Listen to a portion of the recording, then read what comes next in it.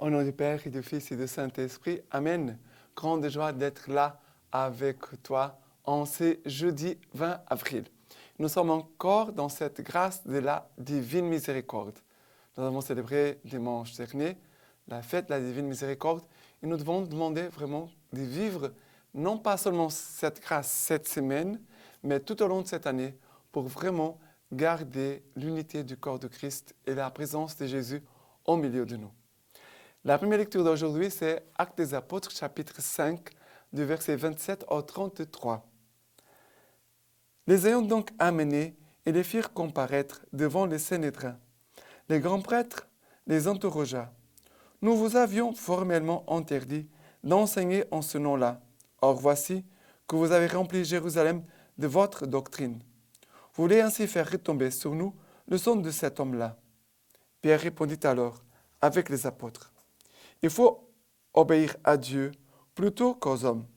Le Dieu de nos pères a ressuscité ce Jésus que vous aviez fait mourir en le suspendant au gibet.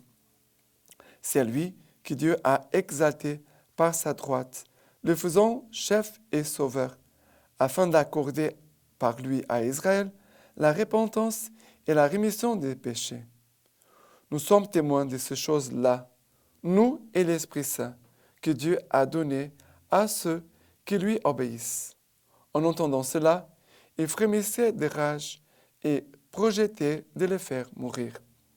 Alors, la lecture d'aujourd'hui nous parle de Pierre, Jean qui sont conduits au Sanhédrin, qui sont interdits de parler du nom de Jésus. Et on veut l'imposer qu'ils s'arrêtent de parler du nom de Jésus. Mais maintenant, ils vont répondre. Et il nous dit ici que la parole de Dieu, Pierre répondit alors avec les apôtres.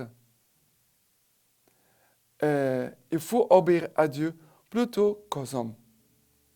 Alors, c'est cette obéissance qu'il nous faut avoir dans notre cœur. Et ici, c'est une situation dangereuse, difficile, mais Pierre reste ferme. Il reste attaché au Seigneur. Maintenant, il ne va pas renier sa foi à nouveau. Nous voulons aussi, nous devons avoir ces désirs de dire aussi, moi aussi, je veux obéir à Dieu plutôt qu'aux hommes. Même si les hommes veulent nous demander de faire des choses qui sont contradictoires à notre foi catholique, c'est qui est contradictoire par rapport à notre Église, par rapport à la parole de Dieu, nous devons dire non, non et non. Et ça, c'est très important. Et après, non pas seulement il va dire qu'il va obéir à Dieu, ne va pas faire ce qu'il demande, mais il va encore plus loin, il va proclamer sa foi. Pierre, au nom de l'Église, va dire, le Dieu de nos pères a ressuscité, c'est Jésus que vous avez fait mourir en le suspendant au gibet. C'est lui que Dieu a exalté par sa droite, le faisant chef et sauveur, afin d'accorder par lui à Israël la repentance et la rémission des péchés. Le Dieu de nos pères a ressuscité, c'est Jésus que vous aviez fait mourir. Il proclame la résurrection, la force de la résurrection. Et nous aussi, pour vivre cette obéissance, cette fidélité au Seigneur, dans de telles circonstances, il faut aussi proclamer chaque fois notre foi. Il faut proclamer notre foi. Jésus est ressuscité, c'est lui qui est mort pour nous sauver. Il est tout-puissant. Sa puissance de vie est plus forte que la mort, que le péché, que la méchanceté des hommes. Il faut proclamer sa foi. D'accord? Et après, il va dire, nous sommes témoins de la résurrection de Jésus. Nous et l'Esprit Saint que Dieu donne à ceux qui lui obéissent. Alors, nous sommes témoins, mais l'Esprit Saint aussi vient témoigner aussi en nous, en nous confirmant dans notre foi, en disant, vraiment Jésus est vivant. Il faut vraiment suivre les chemins de l'Évangile. Voilà, même devant des menaces graves, des menaces de mort, il reste attaché au Seigneur. Voilà, maintenant le psaume d'aujourd'hui, c'est le psaume 34 à partir du verset 2. Il dit ceci, « Je bénirai le Seigneur en tout temps, sa louange sans cesse en ma bouche. après le verset 9. Goûtez et voyez comme le Seigneur est bon, heureux qui s'abrite en lui. Contre les malfaisants, la face au Seigneur, pour ôter de la terre leur mémoire. Ils crient, le Seigneur écoute, de toutes leurs angoisses, il les délivre. Proche est le Seigneur des cœurs brisés, il sauve les esprits abattus. Malheur sur malheur pour les justes, mais de tous le Seigneur les délivre. Voilà, ici, ce psaume qui nous met aussi dans une attitude de foi. Il crie, le Seigneur écoute, et toutes leurs angoisses, le Seigneur les délivre. Proche est le Seigneur des cœurs brisés, il sauve les esprits abattus. Voilà la proclamation de foi, notre confiance et notre espérance dans le Seigneur Jésus, qui est vivant, ressuscité avec nous. Il conduit toutes choses. Même si nous ne voyons pas tout, le Seigneur conduit toutes choses, car c'est lui, le Seigneur, et maître de l'univers. Hier, aujourd'hui et pour toujours. Et maintenant, l'évangile d'aujourd'hui, c'est Jean chapitre 3, du verset 31 au 36. Celui qui vient d'en haut est au-dessus de tous. Celui qui est de la terre est terrestre et parle en terrestre. Celui qui vient du ciel témoigne de ce qu'il a vu et entendu. Et son témoignage, nul ne l'accueille. Qui accueille son témoignage certifie que Dieu est véridique. En effet, celui que Dieu a envoyé prononce les paroles de Dieu, car il ne mesure pas les dons de l'Esprit. Le Père aime le Fils. Il a tout remis dans sa main. Quiconque croit au Fils a la vie éternelle. Qui résiste au Fils ne verra pas la vie, mais la colère de Dieu demeure sur lui. Alors, c'est encore le passage de Jésus avec Nicodème. Jésus avait demandé à Nicodème, il faut naître à nouveau, il faut naître de l'Esprit.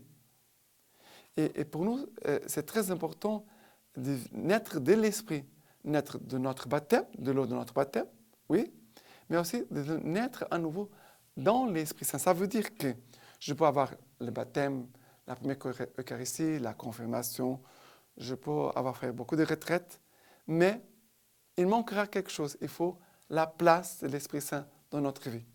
Il faut laisser la place pour la vie de l'Esprit Saint, pour l'action de l'Esprit Saint dans notre vie. Et vraiment, c'est l'Esprit Saint qui change tout, parce qu'il va nous donner le goût de connaître la parole de Dieu. Il va nous donner la joie de connaître et vivre dans la présence du Seigneur, de goûter et de voir comme le Seigneur est bon dans l'Eucharistie. C'est lui qui va nous faire goûter la joie du sacrement de la pénitence, de pouvoir se confesser.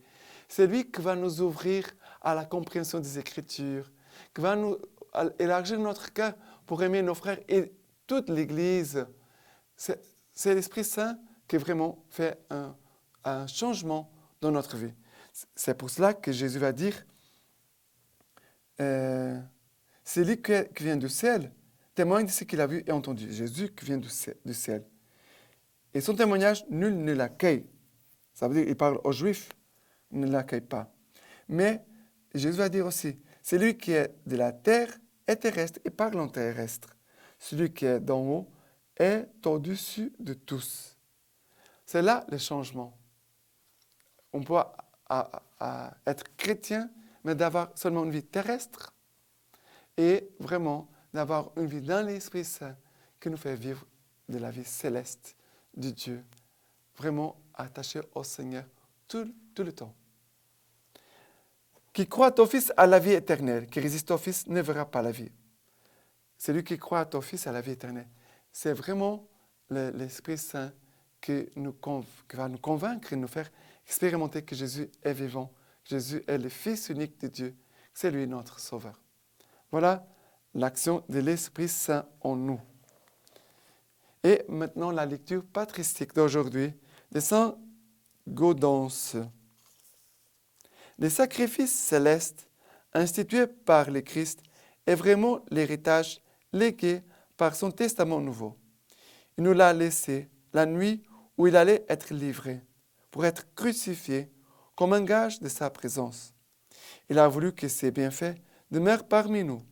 Il a voulu que les âmes rachetées par son précieux sang soient toujours sanctifiées à l'image de sa propre passion. C'est pourquoi il donne l'ordre à ses disciples fidèles qu'il établit les premiers prêtres de son Église de célébrer sans fin ces mystères de vie éternelle. Et il est nécessaire que tous les prêtres de toutes les églises du monde les célèbrent jusqu'à ce que le Christ revienne du ciel. C'est ainsi que les prêtres eux-mêmes et tout le peuple des fidèles doivent avoir chaque jour devant les yeux la représentation de la passion du Christ, en la tenant dans nos mains, en la recevant dans notre bouche et notre cœur. Nous garderions un souvenir ineffaçable de notre rédemption.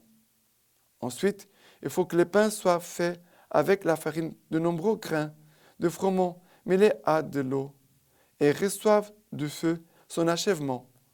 On y trouve donc une image ressemblante du corps du Christ, car nous savons qu'il forme un seul corps avec la multitude des hommes, qui a reçu son achèvement du feu de l'Esprit Saint. Maintenant, je vous bénis, je laisse la bénédiction par les mains toutes pures de la Vierge Marie. Que Dieu Tout-Puissant vous bénisse et vous garde, le Père, le Fils et le Saint-Esprit. Amen.